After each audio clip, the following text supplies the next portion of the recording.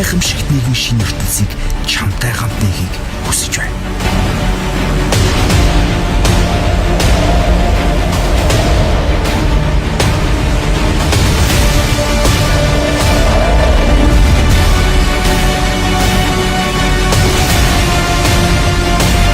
Цагийн урсгалыг сүрэн хязгааргүй удамд дуусшгүй ирч хүч хүсэл мөрөөдлийг гэрэлтүүлэхээр банаас дахин давтамжгүй шиг чамд бэллээ.